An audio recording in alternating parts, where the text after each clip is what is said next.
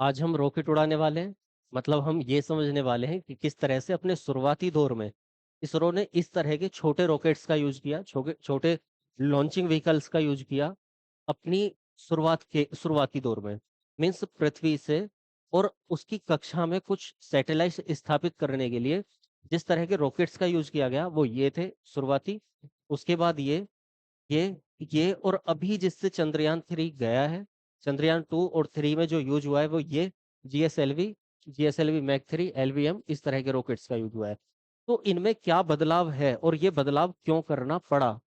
कुछ वजह रही होगी कि इससे यहाँ पर आए, यहाँ से यहाँ पर आए, यहाँ से यहाँ पर आए और यहाँ पर, और इसमें भी चेंजेस किए गए। तो वो बदलाव क्यों करने पड़े और ये वास्तविक रूप में लॉन्चिंग व्हीकल होते क्या हैं, इनकी हमें जरूरत क्यों पड़ती है और इनमें रॉकेट्स का यूज, ये हम कुछ इंजन लगाते हैं, कुछ रॉकेट्स का यूज कर रहे हैं इंजन लगाकर, तो वो क्यों कर रहे हैं? तो ये सब समझने वाले हैं। इससे पहले हमने इसरो के पूरा इसरो को समझ लिया है। किसी एक वीडियो में पूरा इसरो की पूरी जर्नी किस तरह से साइकिल से और हम चंद्रमा तक पहुंचे, साइकिल और बैलगाड़ियों का शुरुआत में अपने शुरुआती दौर में स्पेयर पार्ट्स लाने ले जाने के लिए रॉकेट्स के यूज किया गया और धीरे धीरे धीरे धीरे हमने चंद्रयान 1, मंगलयान, चंद्रयान 2, चंद्रयान 3 इन मिशन को सफल होते हुए देखा। हमने जी सेट, इनसेट प्रणालियों को सफल होते हुए देखा, वो सफल किया गया। इसरो ने बहुत सारे रिकॉर्ड्स बनाए, अब से पहले भी, चंद्रयान से पहले भी। तो वो सब हमने एक वीडियो में समझ लिया है डिटेल में। ठीक है, लिंक डिस्क्रिप्शन में मिल जाएगा, आप लोग देख लीजिएगा।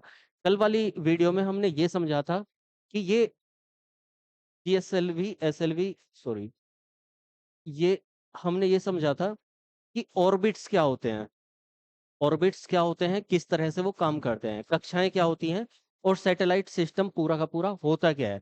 अगर किसी ने नहीं देखा हो तो समझ लीजिएगा, थोड़ा सा टिपिकल टॉपिक है लेकिन थोड़ा सा आसान करके मैंने समझाने की कोशिश की है कि किस तरह से जो ऑर्बिट्स होते हैं पृथ्वी के चारों तरफ, कक्षाएं क्या होती हैं, तो वो किन तरह की कक्षाएं होती हैं, कितने प्रकार की कक्षाएं होती हैं और इतने प्रकार की कक्षाओं में हम कौन से सैटेलाइट्स को कहाँ पर रखा जाता है। मीन्स 10,000 किलोमीटर पर, 20,000 किलोमीटर पर, 30,000 किलोमीटर पर, 35,000 किलोमीटर पर, 2,000 किलोमीटर पर कौन सी सैटेलाइट्स को कहाँ पर रखा जाता है। तो वो सैटेलाइट सिस्टम क्या है, प्रणाली क्या है, ये एलईओ क्या होता है, लो अर्थ ऑर्बिट क्या होता है, कक्षा क्या होती है, ये medium orbit, high earth orbit, polar orbit, ध्रुवीय कक्षाएं क्या होती हैं, पोलर सैटेलाइट्स क्या होते हैं। ठीक, ये जियो सिंक्रोनस सैटेलाइट्स क्या होते हैं, जियो स्टेशनरी सैटेलाइट क्या होते हैं।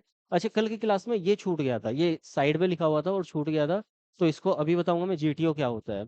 ये कुछ प्रणालियां हैं, इनसेट, जी सेट, ये IR10SS, ये।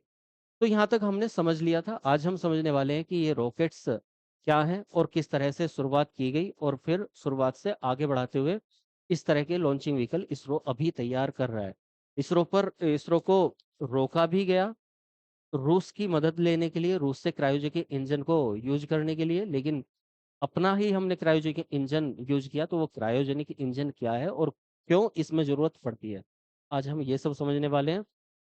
नमस्कार, मैं सारथी मेंटोर पुनीत और आपका स्वागत करता हूँ सारथी द मेंटोर पर।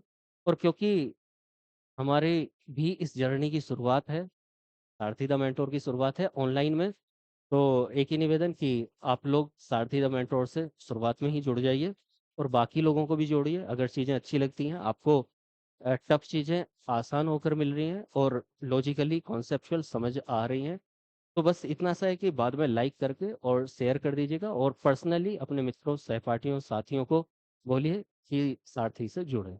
बस इतना सा। तो चलिए, ये है क्या SLV, ASLV, PSLV, GSLV, Mark 3 और Mark 3 और LVM 3, ये सब है क्या? लॉन्चिंग व्हीकल क्या होते हैं? देखो, अगर मैं नाम की बात करूं तो पहले इनके नाम दे देता हूं मैं। ये है हमारा SLV, ये हमारा पी सॉरी ASLV, ये हमारा PSLV, यहाँ पर लिखा हुआ भी है यदि दिख रहा होगा तो, छोटा छोटा सा दिख रहा होगा। ये है GSLV और ये है GSLV मैक 3 या Mark 3। GSLV Mark 3, इसी GSLV 3 को LVM 3 के नाम से बोला जाता है। दोनों अलग अलग नहीं है, एक ही है। ठीक, पहला क्वेश्चन मैं यहाँ पर पहला डाउट ये क्लियर कर देता हूँ कि दोनों अलग अलग नहीं, एक ही है। ये वाला GSLV अलग है। तो कई बार आप सुनेंगे GSLV Mark 3 और कई बार सुनेंगे LVM 3 कि चंद्रयान 3 इससे भेजा गया है। तो अलग नहीं है, एक ही है। ठीक, अब देखो ये होता क्या है। तो SLV का मतलब होता है सैटेलाइट, सैटेलाइट लॉन्च व्हीकल। ठीक, मतलब क्या, जिस तरह से एक व्यक्ति को एक स्थान से दूसरे स्थान पर जाने के लिए या फिर कुछ सामान को एक स्थान से दूसरे स्थान पर पहुंचाने के लिए एक व्हीकल, मतलब वाहन, वाहन या यान कह सकते हैं। यान मतलब उड़ रहा है तो वायुयान। ठीक, ये वो यान हो गया। और अगर जमीन पर चल रहा है तो वो वाहन, तो वाहन या यान कुछ भी कह सकते हैं हम। तो व्हीकल की जरूरत पड़ती है हमें एक स्थान से दूसरे स्थान पर कुछ सामान या व्यक्ति को पहुंचाने के लिए। उसी प्रकार से हम पृथ्वी से, और पृथ्वी की जो कक्षा है, ऑर्बिट्स में समझा चुका हूं क्या होती है। मतलब ऐसे समझ लो कि पृथ्वी के ऊपर आसमान में अंतरिक्ष तक कुछ चीजें पहुंचाने के लिए हमें जरूरत पड़ती है एक वाहन की या यान की। ठीक है, अब वो चल के तो जा नहीं सकता, तो उड़ के जाता है तो उसको यान बोल देते हैं। जब उड़ के जाता है तो यहाँ से हम उसको प्रक्षेपित करते हैं, लॉन्च करते हैं। ठीक है, जैसे फ्लाइट होती है तो फ्लाइट टेक ऑफ करती है, तो वैसे ही जो अंतरिक्ष के लिए या फिर आसमान के लिए, आकाश के लिए, दूसरे उपग्रह ग्रह के लिए, अगर हम पृथ्वी से कोई भी वाहन को, किसी भी यान को भेजते हैं तो उसको उसको बोलते हैं हम प्रक्षेपित करना, यहाँ से किसी दूसरी जगह पहुंचाना। ठीक, प्रक्षेपित करना, लॉन्च कर देना। और क्योंकि ये सैटेलाइट्स के लिए यूज किया जाता है तो इसको बोलते हैं सैटेलाइट्स, मतलब उपग्रह। तो उपग्रह, उपग्रह दो प्रकार के होते हैं। एक होता है प्राकृतिक और एक होता है कृत्रिम। मतलब एक होता है नेचुरल, प्राकृतिक रूप में मिला हुआ, जैसे चंद्रमा पृथ्वी का एकमात्र उपग्रह है। और बाकी सभी हमारे आर्टिफिशियल सैटेलाइट, कृत्रिम उपग्रह। किस लिए? हम, हमारे जीवन में बहुत सारी चीजें ऐसी हैं, जैसे हमारा, हम टेलीविजन देख रहे हैं, डिश देख रहे हैं, DTH देख रहे हैं, हम मोबाइल फोन का यूज कर रहे हैं, हम इंटरनेट का यूज कर रहे हैं, हम FM सुन रहे हैं, हम मौसम विभाग को सुन रहे हैं, मौसम विभाग की जानकारियां हैं, हमारी कुछ वैज्ञानिक चेतावनियां हैं, कुछ वैज्ञानिक चीजें हैं। तो उन सब के लिए हम गूगल मैप का यूज कर रहे हैं, हम चित्र देख रहे हैं। ठीक, तो उन सब के लिए हमें जरूरत पड़ती है सिग्नल्स की। तो सिग्नल्स को एक जगह से दूसरी जगह ट्रांसमिट करने के लिए, पृथ्वी से पृथ्वी ट्रांसमिट ऐसे नहीं हो पाएंगे क्योंकि बहुत सारा कुछ जंजाल पृथ्वी पर फैला हुआ है। तो क्या किया जाता है कि पृथ्वी से कुछ सिग्नल्स को, मान लिया ये पृथ्वी है, पृथ्वी से आसमान में क्या किया जाता है, एक सैटेलाइट छोड़ी जाती है, एक कृत्रिम उपग्रह। वो क्या करेगा, इस पृथ्वी के चारों ओर चक्कर लगाएगा। जब ये चारों ओर चक्कर लगाएगा तो यहाँ से ये सिग्नल पृथ्वी पर भेजेगा वापस, और यहाँ से हमें सिग्नल मिलेंगे सभी जगह, पृथ्वी पर सभी जगह। ठीक, इससे तो कुल मिलाकर ये डिटेल का, बहुत ज्यादा डिटेल में समझने की चीज है। फिलहाल शॉर्टकट में मैंने बता दिया कि एक सैटेलाइट होती है जो पृथ्वी से छोड़ी जाएगी किसी खास उद्देश्य के लिए। ठीक है, जैसे सीधा उदाहरण, हमारे मोबाइल फोन्स को यूज करने के लिए हमने जगह जगह शहर में टावर लगा रखे हैं, लेकिन वो टावर सिग्नल कहाँ से लेंगे, सैटेलाइट से। सैटेलाइट्स का एक पूरा प्रक्रम है कि पृथ्वी से कुछ वेव्स भेजी जाएंगी, वो वेव्स, वो तरंगे सैटेलाइट से होती हुई उन टावर्स में आएंगे, उन टावर्स से होती हुई फिर हमारे मोबाइल फोन में आएंगे। पूरा एक सिस्टम है। तो अब देखो, ये एक सिस्टम हुआ, लेकिन मेनली हम कहाँ पर है, सैटेलाइट पर। तो एक तो इस तरह की सैटेलाइट होगी, दूसरी जो अभी डेवलप्ड करके सैटेलाइट छोड़ी जा रही है, कहाँ के लिए, उपग्रह ग्रह के लिए, है ना। जैसे कि हमारा चंद्रमा के लिए चंद्रयान 3। ठीक, एक अंतरिक्ष यान छोड़ा गया, हम मंगलयान छोड़ा गया, आदित्य वन की तैयारी कर रहे हैं, इसरो तैयारी कर रहा है सूर्य के अध्ययन के लिए। तो ये सब क्या है, ये सब हमारे अंतरिक्ष यान है। तो अंतरिक्ष यान को, सैटेलाइट्स को पृथ्वी से बाहर निकालने के लिए, बाहर पहुंचाने के लिए। अब पृथ्वी से बाहर क्यों पहुंचाएंगे, क्योंकि देखो, पृथ्वी से बाहर तो जाना ही है, लेकिन जाएगा कैसे। हमारी पृथ्वी पर क्या है, चारों तरफ गुरुत्वाकर्षण है ना। ग्रेविटी एक फोर्स है, एक चुंबकीय फोर्स है। जैसे कि अगर हम लोहे का चूरा इधर उधर बिखेर देते हैं और एक चुंबक लेते हैं, एक मैग्नेट लेते हैं, उस मैग्नेट को हम उसके ऊपर आसपास ले जाते हैं तो वो सारे जो चूरा है लोहे का वो सारा उस पर चिपक जाएगा, मैग्नेट पर, ठीक है। तो इसका मतलब क्या है, उसी तरह से पृथ्वी के चारों तरफ गुरुत्वाकर्षण है। पृथ्वी उस गुरुत्वाकर्षण शक्ति से पृथ्वी की पृथ्वी एक चुंबक है, मैग्नेट है, उस मैग्नेटिक फोर्स से क्या करती है, सभी चीजों को, ग्रेविटेशनल फोर्स बोलते हैं उसको, सब चीजों को अपनी तरफ खींचती है। ठीक, ये उछाला लेकिन हाथ पे वापस पृथ्वी की तरफ आया ग्रेविटेशनल फोर्स से। ठीक, अब ये इसको कितना ही भी ऊपर तक हम फेंके, कोई हमने पत्थर लिया उसको बहुत तेजी से ऊपर फेंका, वो कुछ दूर जाएगा लेकिन फिर वापस आ जाएगा। ठीक, हमने खूब तेज वेग से, या फिर अगर आप वेग नहीं समझते हैं, स्पीड से, सामान्य तौर पर हम कह सकते हैं, एक बंदूक से गोली चलाई, बहुत तेजी से गई, लेकिन कभी ना कभी वो नीचे गिर जाएगी। तो सारी चीजें हम बहुत तेजी से फेंकते हैं लेकिन फिर भी पृथ्वी तक आ जाती है। तो हमें जरूरत क्या पड़ती है, हम इतनी तेज स्पीड से किसी चीज को फेंकें, बहुत तेज स्पीड से, कि पृथ्वी की जो मैग्नेटिक फोर्स है वो उसको खींच ना पाए। ठीक, उसको बोलते हैं पलायन वेग, मतलब पृथ्वी के ग्रेविटेशनल फोर्स से, गुरुत्वाकर्षण क्षेत्र से किसी चीज को बाहर निकाल देना।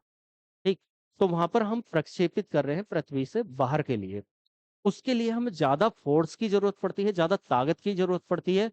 हमारा हाथ से फेंकने से काम नहीं चलता, बंदूक से काम नहीं चलता, गुलेल से काम नहीं चलता, तीर कमान से काम नहीं चलता, दिवाली वाले रॉकेट से काम नहीं चलता। हमारा काम चलता है इन रॉकेट्स से।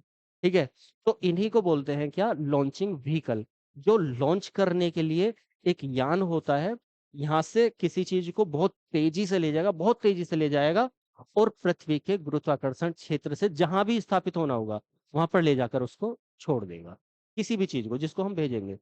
अब ऐसा नहीं है कि हमने एक आदमी को इस पर बिठाया और उसको भेज दिया, किसी खास उद्देश्य के लिए भेज रहे हैं। तो क्या भेजेंगे, हम सैटेलाइट्स को भेज रहे हैं, हम अंतरिक्ष यानों को भेज रहे हैं। अब समझ गए इतना। तो ये लॉन्चिंग व्हीकल्स है क्या, ये बताया है अभी मैंने। तो लॉन्चिंग व्हीकल अब होते क्या टाइप के होते हैं। तो जो सबसे शुरुआती दौर में क्या किया था, ये मैंने पूरा डिटेल में बता दिया है।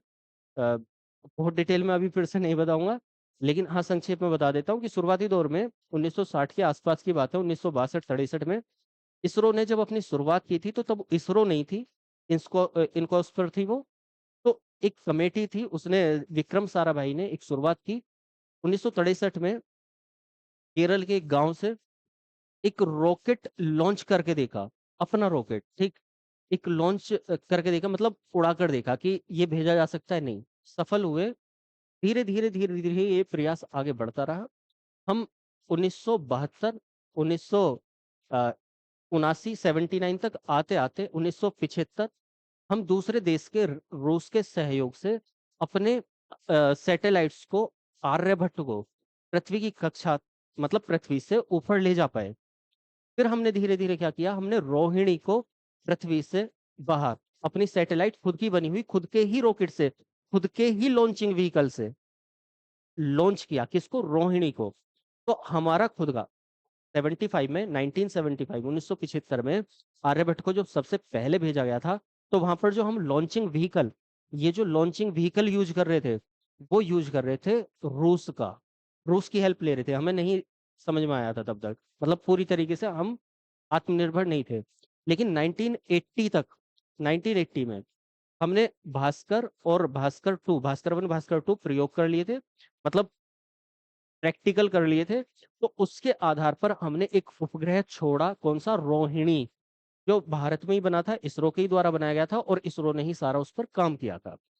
वो जिस यान से भेजा गया, वो हमारा अंतरिक्ष यान, मतलब अंतरिक्ष यान को ये मानो एक सैटेलाइट है। सैटेलाइट क्या है, सवारी, जैसे हम और आप हैं या फिर कोई सामान है।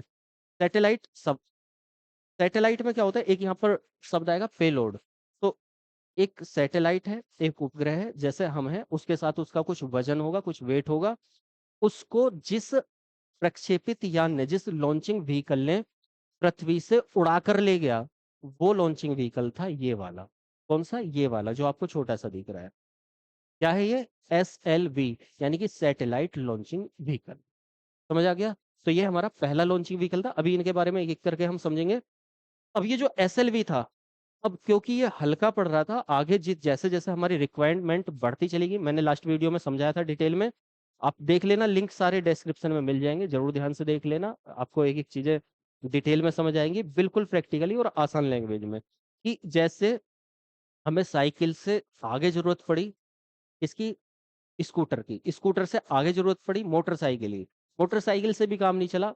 हमने क्या काम किया, पहले मोटरसाइकिल आती थी 100 सीसी में, स्प्लेंडर या फिर कोई भी मोटरसाइकिल होगी RX 100, धीरे धीरे 125 सीसी, सुने होंगे सबने नाम इंजन के, 150 सीसी पल्सर, ठीक है, डिस्कवर, फिर उसके बाद में और 150, 180 सीसी, 200 सीसी, 250 सीसी, इस तरीके से वो जो इंजन है उनकी क्षमताएं बढ़ाई जाने लगी। तो वैसे ही क्या हुआ, यहाँ पर इंजन की क्षमता बढ़ाई गई और इस इंजन को बड़ा कर दिया, इसमें कुछ इस रॉकेट को बड़ा कर दिया और इसमें ये डबल इंजन लगा दिए गए। ठीक है, इसके जो फ्यूल था उसको भी कैपेसिटी बढ़ाई गई। तो ये जब इसको बढ़ाया गया तो इसको बोला गया ASLV। SLV तो वही है, सैटेलाइट लॉन्चिंग व्हीकल, लेकिन क्या, ए ऑग्यूमेंटेड, हिंदी में संवर्धित। और ऑग्यूमेंटेड, संवर्धित का मतलब होता है किसी चीज को बढ़ा देना, बड़ा कर देना, ठीक, उसमें उसकी कैपेसिटी को बढ़ा देना। तो वैसे ही जैसे एक आपकी बाइक हो 100 सीसी की, आप उसको चेंज करके 150 सीसी ले लें, है बाइक ही लेकिन इंजन बड़ा हो गया, काम ज्यादा करेगी, उसकी क्षमता बढ़ गई है। ठीक है, बिल्कुल उसी तरह से। तो यहाँ पर भी इसको ऑग्यूमेंटेड कर दिया गया, ये हमारा दूसरा व्हीकल था, एक एक करके समझेंगे, पहले इनको यहीं पर समझ लेते हैं ये है क्या। अब उसके बाद में ये जो SLV ASLV था, इसमें कुछ और चेंजेस किए गए, यहाँ पे आप देख सकते हो, यहाँ पे इंजन में कुछ चेंज किया गया, इसके फ्यूल में चेंज किया गया।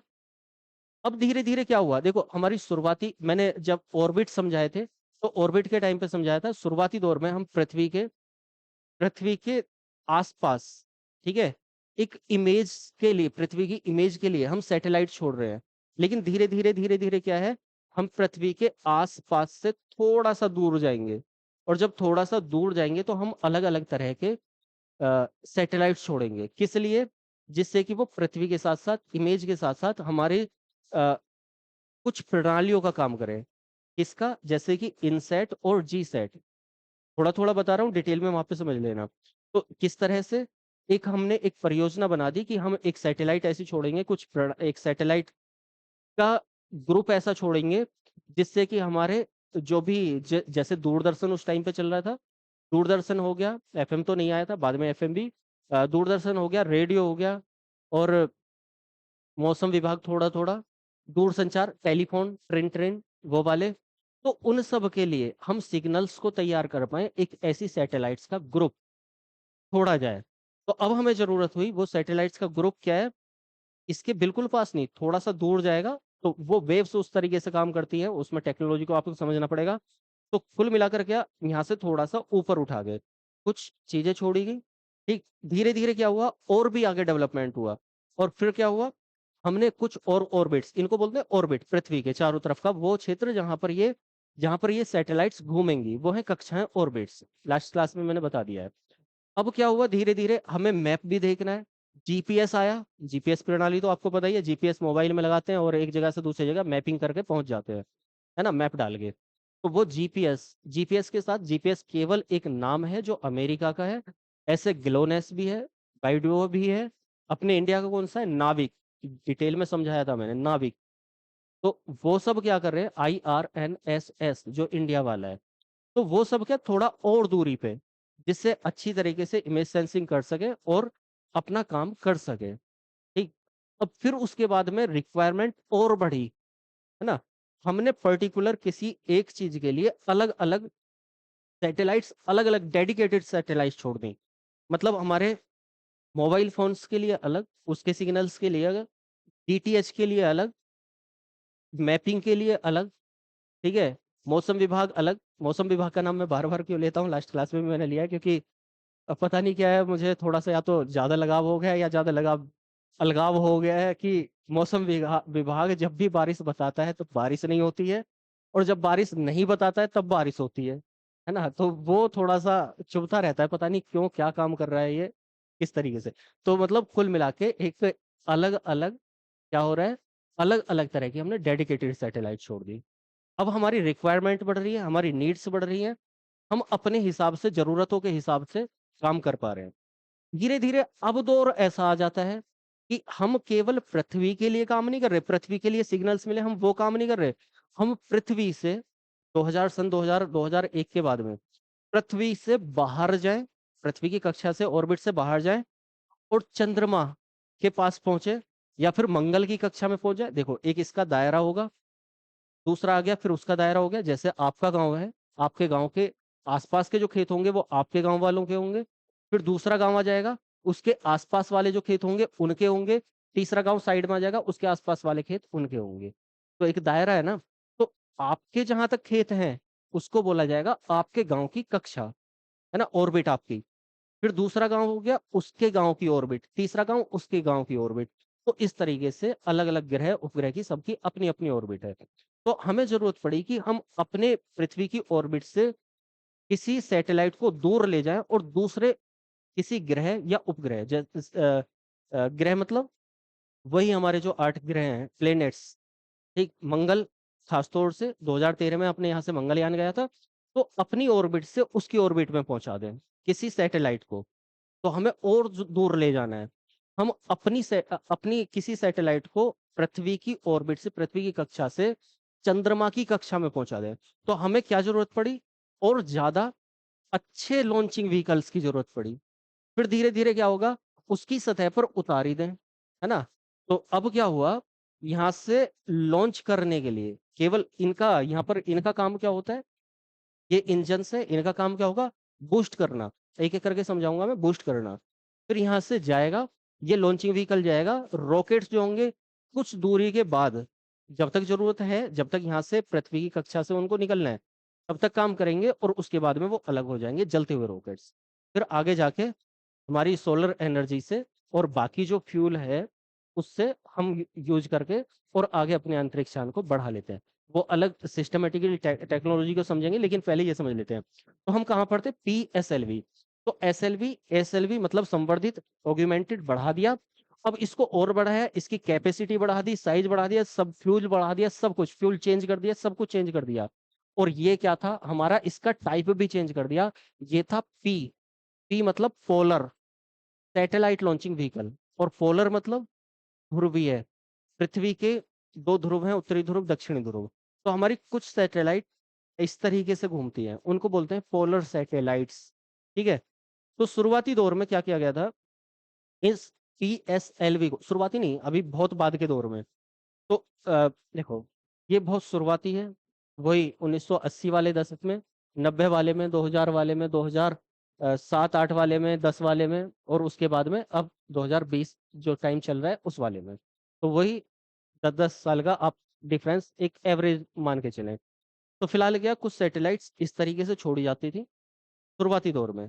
तो ये होता है पोलर सैटेलाइट। अब ये जो पीएसएलवी था, इसकी खास बात ये है कि ये हमारी जो अर्थ ऑर्बिट है, मैंने बताया जो बिल्कुल पास है उसको बोलते हैं हम एलईओ, लो अर्थ ऑर्बिट। जो दूर है, मीडियम अर्थ ऑर्बिट। और दूर है तो हाई अर्थ ऑर्बिट, बहुत दूर होगी, ठीक? तो इसके आसपास किसी सैटेलाइट्स को घुमाने के लिए, कुछ सैटेलाइट को घुमाने के लिए जिस रॉकेट का यूज किया जाता था, जिस लॉन्चिंग व्हीकल का यूज किया जाता था भेजने के लिए, वो था पीएसएलवी। पूरा नाम पोलर सैटेलाइट लॉन्चिंग व्हीकल। एक एक करके समझेंगे, फिलहाल इसको समझ लेते हैं। अब आया जीएसएलवी। एसएलवी, जी, जियो सिंक्रोनस, ठीक? मतलब पृथ्वी के साथ में जियो स्टेशनरी एंड जियो सिंक्रोनस, अभी और आ जाएगा इसमें। पृथ्वी के साथ में सामंजस्य बिठाते हुए तुल्यकालिक, सूर्य के तुल्यकालिक कक्षा में भेजने के लिए और पृथ्वी की तुल्यकालिक कक्षा में। अब ये सूर्य तुल्यकालिक क्या है, पृथ्वी तुल्यकालिक क्या है, अब देखो दोबारा से मैं बताऊंगा तो बहुत डिटेल लगेगी, उस क्लास को करने में ही पौने 1 घंटा लग गया था। तो आप डिटेल में कक्षाओं को एक बार समझ लें, ये भी समझ में आ जाएगा। फिलहाल हल्का संक्षेप में मैं बता के चल रहा हूँ सब चीजों को। अगर नहीं भी समझेंगे तो थोड़ा बहुत काम चल जाएगा, क्योंकि हमें मेनली इन्हें समझना है अभी। तो है क्या, सूर्य के समय से, सूर्य जैसे अभी 11 बज रहे मान लिया, तो सूर्य के समय को ध्यान में रखते हुए कोई सैटेलाइट इस तरह से घूम रही है यहाँ से यहाँ पर। और जब सूरज यहाँ पर आता है, मान लिया 11 बजे है, तो ये ऐसे करके चक्कर लगा रही है, घूम रही है इसके चारों तरफ। फिर दोबारा सूरज घूम के फिर यहाँ पे आएगा, तो उसको वो सैटेलाइट फिर से यहाँ पर मिलेगी। मतलब किसी एक निश्चित समय पर जो सैटेलाइट एक निश्चित समय पर पृथ्वी का रोटेशन कर रही है सूर्य के अकॉर्डिंग निश्चित समय पर, तो उसको बोलते हैं हम सूर्य तुल्यकालिक सैटेलाइट, सन सिंक्रोनाइज सैटेलाइट। ठीक। अब अगर पृथ्वी के सापेक्ष वो इस तरीके से घूम रही है और दूर घूम रही है, उसको सूर्य से मतलब नहीं है, पृथ्वी के सिंक्रोनाइज से मतलब है। मतलब कैसे? ऐसे समझा ही देता हूँ थोड़ा सा। ये इंडिया है, इस इंडिया ने कुछ कोई सैटेलाइट छोड़ी और ये सैटेलाइट है वो वाली। ठीक। अब जैसे जैसे इंडिया ये रोटेट करती है पृथ्वी इस तरीके से अपनी धुरी पर, दिन बनाने के लिए एक दिन इस तरीके से घूम के आ गया, तो एक दिन एक चक्कर में। तो ये सैटेलाइट भी इसके साथ साथ इस तरीके से घूमती रहेगी, इस तरीके से। ठीक है। और ये भी 24 घंटे में इसके साथ साथ ऐसे घूम के आ जाएगी। तो उसको बोलते हैं जियोसिंक्रोनस, यानी कि भूतुल्यकालिक कक्षा। उसमें जो सैटेलाइट्स भेजे जाएंगे उनको हम भूतुल्यकालिक सैटेलाइट्स बोल देंगे। और जिन यानों का यूज करके, तो वो ये वाला है। अब देखो ये वाली जो सैटेलाइट, ये वाला जो लॉन्चिंग व्हीकल है, वो सारे ही काम निपटा देगा। तो अब इनकी जरूरत नहीं पड़ेगी, है ना। जैसे कि हमारी जो अगर 200 सीसी की बाइक है, तो वो हमारा हल्के वजन को भी ले जा सकती है। मान लिया एक हमने एक सवारी बैठी है तो भी ले जाएगी, उस पर दो सवारी बैठ गई तो भी ले जाएगी, तीन सवारी की अगर कैपेसिटी है बाइक की, तीन बैठी है तो भी ले जाएगी। ठीक है। तो एक को, दो को, तीन को, चार को, वो सारे काम निपटा देगी। तो उसी तरीके से ये सभी को निपटा देगी, मतलब सारे काम निपटा देगी इनके, तो इनकी जरूरत अब नहीं पड़ेगी। समझ गए? तो हम 5 सैटेलाइट को देखने वाले हैं, एक सॉरी लॉन्चिंग व्हीकल को। कई बार क्या होता है कि समझाने में कुछ शब्द कुछ के कुछ निकल जाते हैं, क्योंकि फोकस रहता है किसी भी तरीके से इन चीजों को दिमाग में डाला जाए। तो वो अगर मैं सैटेलाइट बोल दे रहा हूँ लॉन्चिंग व्हीकल को, तो थोड़ा एडजस्ट कर लेना आप लोग। तो देखो सैटेलाइट क्या, ये पहला SLV, ASLV, PSLV, GSLV, GSLV mark 3, जिसको LVM 3 बोला गया है। तो ये पांचों क्या है, अब इनको समझ लेते हैं। तो हम कहाँ थे? यहाँ। अब देखो पहला वाला SLV, पहली वाली सैटेलाइट, यहाँ पर मैंने इसके डायमेंशंस कुछ लिख दी हैं, जिससे कि आप कंपेयर कर सके। एक ये पहली वाली की, एक ये LVM की लास्ट वाली की, दो की डायमेंशंस यहाँ पर लिखी हुई हैं, उनकी क्षमता लिखी हुई है, जिससे कि आप कंपेयर कर सके कि कितना ज्यादा डिफरेंस होगा पहली वाली में, जो कब यूज की गई थी, 1979 के 80 के आसपास, मतलब 1980 के आसपास यूज की गई थी। तो वो पहली लॉन्चिंग व्हीकल और लास्ट वाला लॉन्चिंग व्हीकल। ठीक है, लॉन्चिंग व्हीकल, सैटेलाइट नहीं। तो देखो यहाँ पर उपग्रह, हिंदी में इसका नाम है उप, उपग्रह प्रक्षेपण यान, उपग्रह प्रक्षेपण यान। और इंग्लिश में इसका नाम है SLV, सैटेलाइट लॉन्च व्हीकल। ठीक है। अब यहाँ पर ये 1979 टू 1983 इस बीच में यूज की गई थी, मैं ऑलरेडी बता चुका हूँ इस चीज को। भारतीय अंतरिक्ष अनुसंधान संगठन इसरो द्वारा, ISRO, इसरो ने इसको लॉन्च किया था, मतलब इसरो ने ही बनाया था। तो ये तो सबको पता है, इसमें कोई बड़ी बात नहीं है। यहाँ पर इसकी जो, इसको याद नहीं करना, बिल्कुल भी याद नहीं करना, केवल हल्का सा समझने के लिए, है ना, कि वो पहली चीज क्या होगी और अब की चीज में अंतर क्या है। केवल इस चीज को समझने के लिए हल्का सा देखना है कि ये 22 मीटर की लगभग में थी, 1 मीटर चौड़ी थी, है ना, व्यास, चौड़ाई 1 मीटर, जैसे गोल है तो उसका 1 मीटर, द्रव्यमान लगभग 17,000 किलोग्राम था इसका। अब यहाँ पर इस चीज को याद रखना है, इस चीज को नहीं छोड़ना है, ये केवल समझने के लिए है, इस चीज को नहीं छोड़ना। क्षमता, ये 400 किलोमीटर की एलियो पेलोड में, मतलब क्या, एलियो मतलब लो अर्थ ऑर्बिट, पृथ्वी के सबसे पास वाली कक्षा में 400 किलोमीटर की दूरी पर ये 40 किलोग्राम का पेलोड ले जाने में सक्षम थी। पेलोड मैंने बता दिया, जैसे कि आप बाइक पर जा रहे हैं, खुद जा रहे हैं और एक थैला आपने बांध लिया, अपने उपकरण, अपने औजार अगर कहीं जा रहे हैं तो वो साथ में ले लिए। तो जो अंतरिक्षयान है या फिर कोई भी हम सैटेलाइट छोड़ रहे हैं, कुछ पेलोड को साथ में लेके चलता है, जिससे कि जो यूज आने वाली चीजें हैं, तो उन सबको मिलाकर बोला जाता है पेलोड। तो ये 40 किलोग्राम के पेलोड को, मतलब 40 किलोग्राम का वेट अपने ऊपर बांध के ले जा सकती थी। और कहाँ तक ले जा सकती थी? पृथ्वी के लो अर्थ ऑर्बिट में। और लो अर्थ ऑर्बिट का मतलब लास्ट में देखो, लो अर्थ ऑर्बिट का मतलब अभी मैं दिखा भी दूंगा, देखो एक बार चित्र दिखा देता हूँ हल्का सा। ये, तो इसके बिल्कुल पास में लगभग 2000 किलोमीटर की ऊंचाई तक। 2000 किलोमीटर, फिर 2000 किलोमीटर के आगे 35,500 किलोमीटर तक है मीडियम अर्थ ऑर्बिट। उस मीडियम अर्थ ऑर्बिट के लास्ट में आउटर मतलब हाई अर्थ ऑर्बिट। ठीक है, तो 2000 किलोमीटर तक, उसके बाद में 33,000, और उसके बाद में 35,000 के बाद में आगे।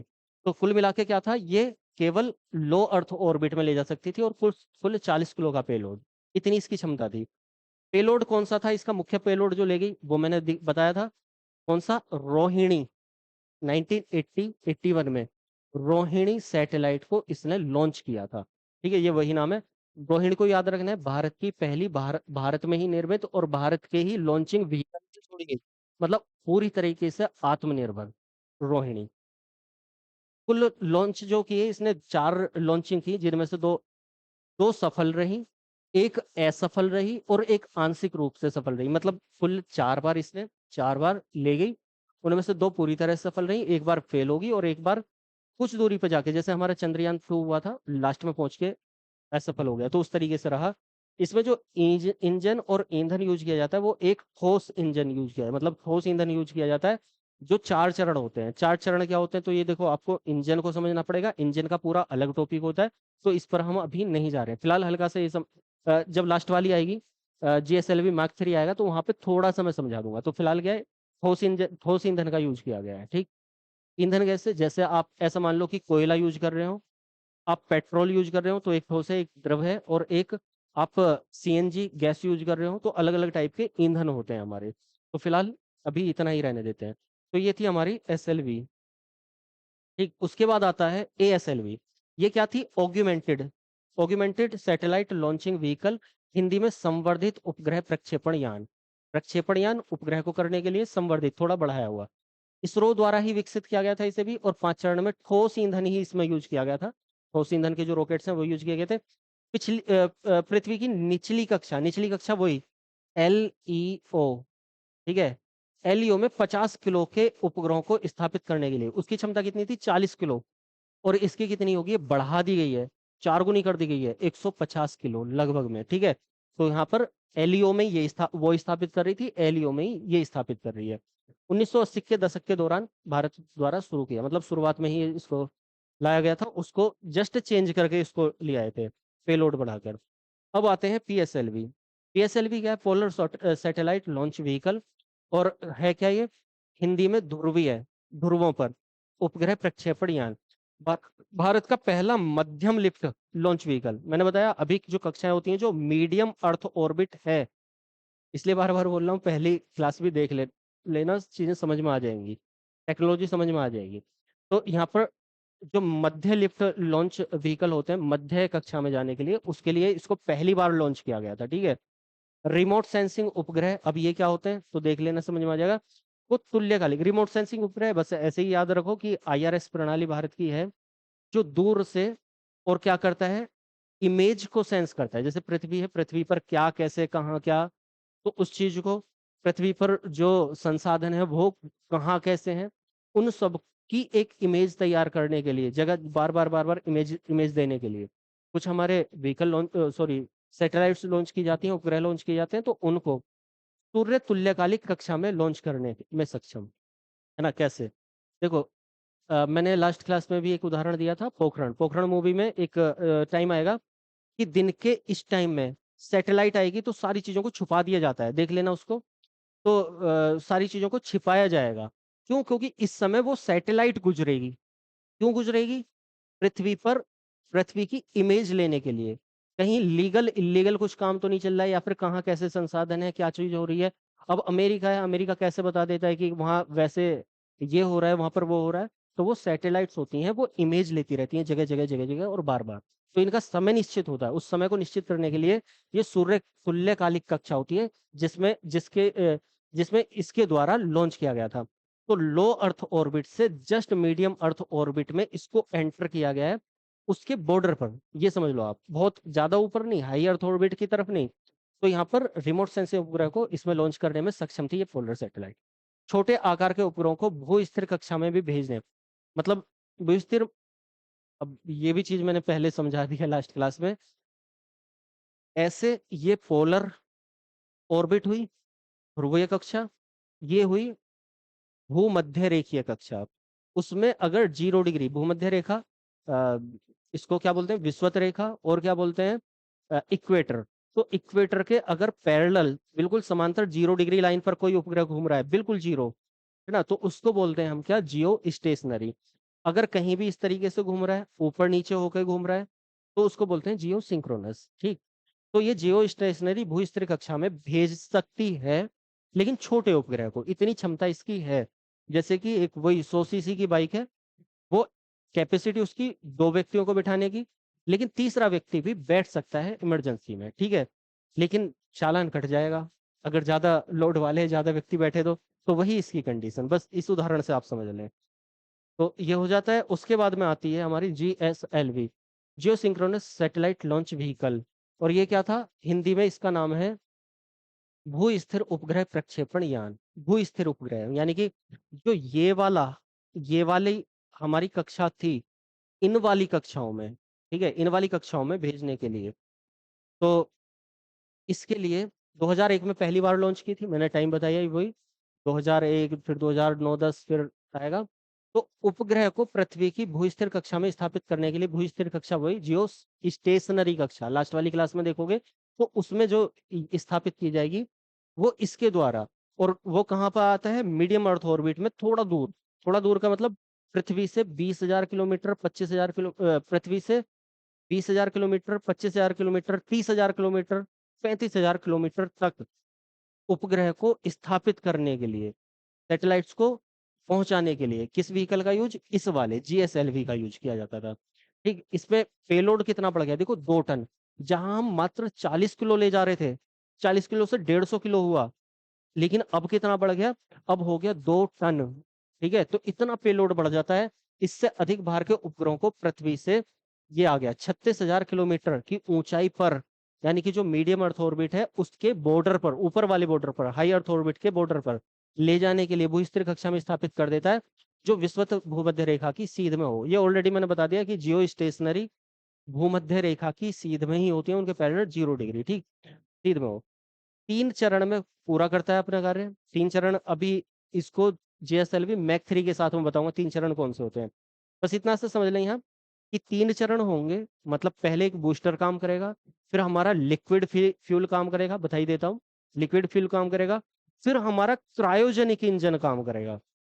मतलब क्यों, क्योंकि लास्ट वाला जो अंतिम चरण होता है, तीसरा चरण, उसमें सबसे अधिक बल की आवश्यकता होती है।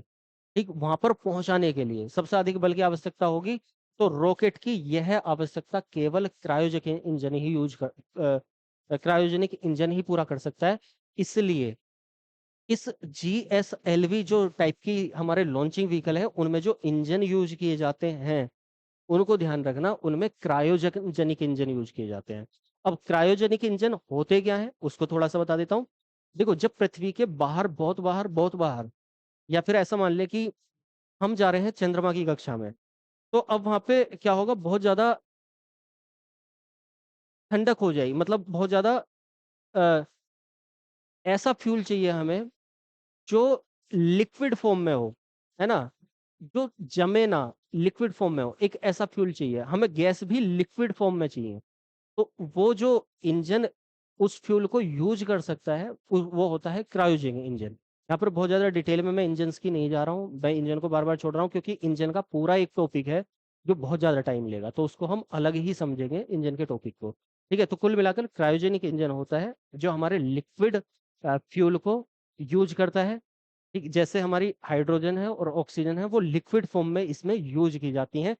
बहुत ऐसा मान लो, सीधे तौर पर मैं बताऊं, तो बहुत निम्न तापमान पर जिस इंजन को, जिस फ्यूल को यूज कर किया जाता है, वो होता है जिस इंजन में बहुत कम तापमान पर, -150, 200 ऐसे टेम्परेचर पर फ्यूल को यूज किया जा सकता है लिक्विड फॉर्म में, तो वो होता है क्रायोजेनिक इंजन।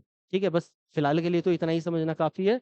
तो इसमें क्या होता है, इसमें लास्ट में जाके हमें एक ऐसे ईंधन और ऐसे फ्यूल और ऐसे इंजन की आवश्यकता होती है, तो इसमें GSLV। तो ये आपने समझ लिया कि जियो सिंक्रोनस, जियो स्टेशनरी कक्षा में, और इतनी ऊंचाई पर पेलोड भी बहुत अधिक बढ़ गया है, और इसके अंतिम चरण में हमें क्रायोजेनिक इंजन की यूज पड़ता है, तो हमने क्रायोजेनिक इंजन यूज करना चालू कर दिया। अब आते हैं LVM-3। LVM-3 क्या, जिससे चंद्रयान 3 गया है, और ये कोई नई बात नहीं है। जो GSLV था, अभी जो आपने देखा, चलिए इसको मैं दिखा देता हूँ एक बार। अभी जो आपने देखा ये वाला, तो ये है GSLV। बस एक ही बात आपको याद रखनी है, बहुत सारे लोगों को इस बात का नहीं पता है और कंफ्यूज होके चीजों को गलत समझ लेते हैं। ये है GSLV, ठीक है। इसी को आगे अपग्रेड करके एक इंजन, एक लॉन्च व्हीकल बनाया जाता है, इसी को अपग्रेड करके, जिसका नाम पड़ता है, ध्यान समझना, इसी GSLV से आगे व्हीकल बनेगा, इसका नाम पड़ता है GSLV Mark 3। Mark 3 को शॉर्ट फॉर्म में मैक 3 बोल दिया जाता है। तो GSLV मैक 3 उसी GSLV को अपग्रेड करके बनाया हुआ नया लॉन्च व्हीकल है। जैसे SLV, ASLV, PSLV, GSLV, फिर GSLV Mark 3, और इसी GSLV Mark 3 को जो अब के न्यूज है और ये सारी चीजें हैं, वो LVM के नाम से बोल रहे हैं, ठीक है। तो अलग नहीं है, GSLV Mark 3 और LVM 3 एक ही चीज है। वो GSLV पुराने वाले GSLV से अलग है, बस इतना ध्यान रखना है। तो अभी के लिए चाहे तो हम बोल दें GSLV, पहले इसको देखो, पहले GSLV मैक 3 के नाम से जाना जा सकता, मतलब भू स्थिर उपग्रह प्रक्षेपण यान मैक 3, वही geosynchronous satellite launch vehicle Mark 3 इस नाम से जाना जाता था। लेकिन अभी उसको नए नाम LVM लॉन्च व्हीकल Mark 3, मतलब शॉर्ट फॉर्म में कहा गया, लॉन्च व्हीकल Mark 3 इस नाम से बुलाया जा रहा है। तो अलग नहीं है, ध्यान रखना है। GSLV की तुलना में, GSLV कौन सा, पहला वाला, उसकी तुलना में ये जो GSLV मैक 3 या LVM मैक 3 है, अधिक शक्तिशाली क्रायोजेनिक इंजन, और फिलहाल के लिए जो यूज किया गया है उसमें इसका यूज किया गया है, ये भी ध्यान रखना है। जो चंद्रयान 3 में जो क्रायोजेनिक इंजन यूज किया गया है, तो हमारे यहाँ पर दो तरह के क्रायोजेनिक इंजन है, मैं बता देता हूँ। हुआ क्या था कि अमेरिका ने रूस की मदद या रूस से क्रायोजेनिक इंजन लेने को मना कर दिया, कुछ प्रतिबंध लगा दिए थे भारत पर। तो उस बहुत सारी संधियां होती हैं, उनके तहत कुछ चीजें हो जाती हैं। तो हुआ क्या कि भारत को टाइम लगा, काफी टाइम लगा अपना खुद का क्रायोजेनिक इंजन बनाने में। तो दो तरह के इंजन यूज किए गए हैं अभी तक, जिनमें से ये वाला इंजन अभी का लेटेस्ट इंजन है, CE-20, जिसको कहाँ कहाँ पर लगाया गया है, इस GSLV Mark 3 या LVM मैक 3 में, चंद्रयान 3 मिशन के लिए, ठीक है, ध्यान रहेगा। तो इस वाले इंजन का यूज किया गया है, CE-20 का, और बूस्टर से लैस होता है। काफी अधिक पेलोड क्षमता होती है इसकी, जो पहले वाले हैं उनसे ज्यादा होती है। सभी संचार उपग्रह लॉन्च कर सकता है। मैंने बता दिया कि अगर बाइक ज्यादा सीसी की है तो 1 2 3 4 किसी को भी बैठा सकता है, लेकिन उससे भी ज्यादा नहीं, बहुत ज्यादा भी नहीं। तो देखो और क्या है, ये केवल इसलिए डाला है, मैंने फिर से दिखा रहा हूँ, ये वाला पार्ट इसलिए डाला है जिससे कि आप पहले वाले से कंपेयर कर सकें। पहला वाला कौन सा, SLV से, जैसे कि उसकी जो ऊंचाई थी वो कितनी थी, 22 मीटर, जो व्यास था, डायमीटर था, वो कितना था, 1 मीटर। इसका कितना है, डबल हो गया, 44 मीटर। डायमीटर कितना हो गया, 4 गुना, 4 मीटर। ठीक है, याद है ना, अभी दिखा देता हूँ दोबारा। वहां पर ये हो जाता है 6,40,000 किलोग्राम भार वाला, मतलब कितना ज्यादा इसका इसका वेट होगा, 6,40,000। एक बार आप कंपेयर कर लो, ये याद नहीं करना, केवल कंपैरिजन के लिए है। इसको ध्यान से देखो, ये 22 मीटर, 1 मीटर, 17,000 किलोग्राम, और पेलोड 40 किलोग्राम, ठीक। तो यहाँ पर अभी कौन सा था, ये वाला LVM 3, 22 की जगह 44, 1 की जगह 4, 17,000 की जगह 640, ठीक है, इतना ज्यादा बढ़ जाता है। 3 चरण होते हैं, अभी जो हमने JSLV में भी देखे उसमें भी 3 चरण है। तो 3 चरण होते क्या है, ये भी यहाँ पर मैंने डाल दिए हैं, हालांकि इसको इंजन वाले टॉपिक में डिटेल में समझना चाहिए, लेकिन फिलहाल यहाँ पर डाल दिए हैं। एक ठोस बूस्टर लगा होता है, ठोस ईंधन जिसमें रहेगा, और वो केवल बूस्ट करेगा एक साथ, ठीक है, थ्रस्ट पैदा करेगा। थ्रस्ट मतलब होता है, जब हम रॉकेट छोड़ते हैं, आप दिवाली वाले रॉकेट को भी छोड़ोगे तो उसमें देखोगे आग नीचे जा रही है, रॉकेट ऊपर जा रहा है, ठीक। इसको बोलते हैं थ्रस्ट फोर्स, धक्के वाला बल, है ना, धक्का लगाया आग ने और ऊपर फेंक दिया। तो वो थ्रस्ट पैदा करने के लिए जो इनिशियली शुरुआती रूप में ईंधन काम करता है, वो ठोस ईंधन यूज होता है, ठोस बूस्टर का, ठीक। अब ये बूस्टर लगे हुए होते हैं किसमें, इसी लॉन्च व्हीकल में।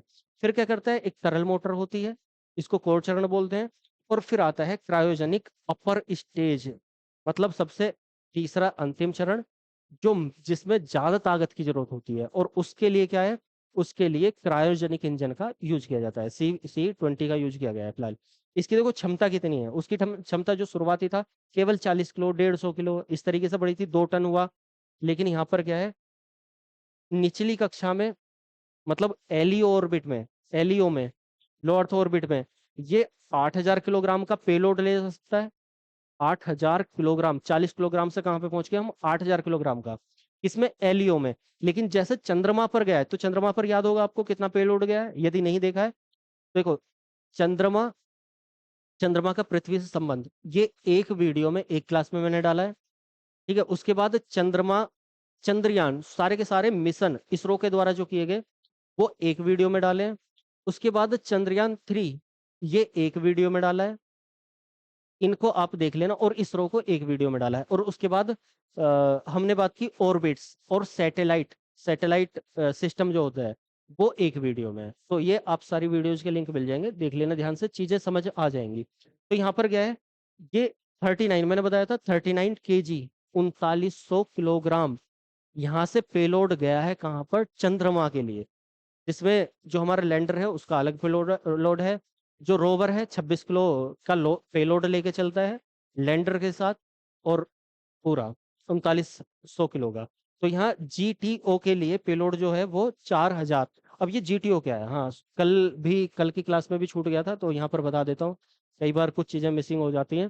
तो GTO क्या है, ये जो हमारी जियो सिंक्रोनस सैटेलाइट व्हीकल्स हैं, या फिर ये है कक्षाएं हैं, उनमें ट्रांसफर करने के लिए, ट्रांसफर ऑर्बिट, ऑर्बिट को मतलब ऐसे समझो, जैसे आपको ध्यान होगा ये पृथ्वी है, ये चंद्रमा है, ठीक। हमारा यहाँ से पृथ्वी से सैटेलाइट छोड़ी गई, चंद्रयान, पहले इस तरीके से, पृथ्वी से ये चंद्रयान इस तरह से छोड़ा गया, इस तरह से देखा होगा, और फिर ऐसे करके, ऐसे करके थोड़ा सा ये इस तरीके से, ठीक है, ऐसे करके, मतलब बाहर से अंदर की तरफ है, ये उल्टा बन गया इस तरीके से कि यहाँ चंद्रमा है, तो यहाँ पे इस तरीके से, और फिर छोड़ा गया। तो कुल मिलाकर यहाँ से छोड़ा गया था 14 जुलाई को, यहाँ पर इसकी कक्षा में पहुंच रहा है 5 अगस्त को, चंद्रयान 3, और इस पर लैंड कर रहा है 23 अगस्त को। तो इतने टाइम तक ये घूमा, क्यों घूमा, तो उसका रीजन होता है, पृथ्वी है, पृथ्वी से जब ये आएगा तो ये पहली ऑर्बिट इसकी, इसको ये ट्रांसफर करेगा, यहाँ वापस ना आकर ये इसको ट्रांसफर करेगा, एक छोटा सा धक्का लगाएगा, और ये इसकी अगली ऑर्बिट में पहुंचेगा, यहाँ पे घूमेगा, और जैसे ही यहाँ आएगा फिर से एक झटका लगाएगा, तो यहाँ की जगह अगली यहाँ पर पहुंच जाएगा, यहाँ पर पहुंच जाएगा। क्यों, क्योंकि उसको सफर तय करना है कितना, 4 लाख किलोमीटर का। पृथ्वी की चंद्रमा से दूरी कितनी, 3,84,000 किलोमीटर के आसपास। तो इतना, इतने लाख किलोमीटर का सफर तय करना है, तो ऐसे सीधा नहीं, उसको अपनी स्पीड बढ़ानी होगी, और फिर वहां पर पहुंचने के लिए स्पीड घटानी होगी। मतलब जैसे आप बाइक या कार स्टार्ट करिए अपने घर से, बिल्कुल ऐसी इसी एग्जांपल से समझना।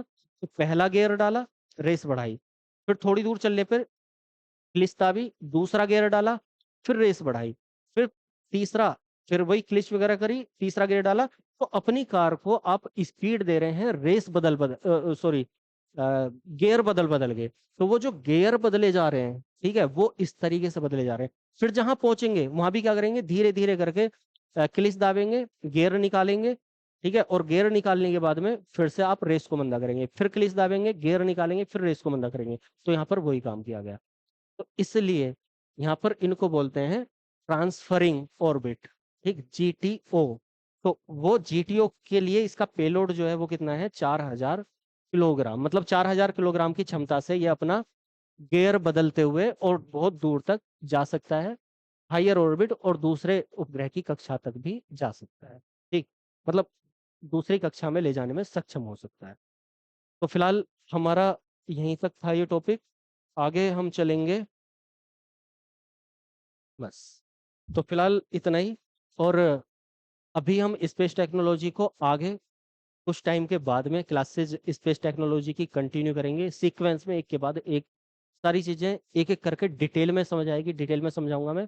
लेकिन क्योंकि अभी हमारा हिस्ट्री चल रहा है, हमारा ज्योग्राफी चल रहा है, तो पहले वो सब्जेक्ट चल रहे हैं, आप उन्हें ध्यान से देख लीजिए, और फिर से वही चीज़ कि यदि अच्छा लग रहा है तो लाइक करके आगे बढ़ा दीजिए, खुद जुड़िए और बाकी को भी जोड़िए।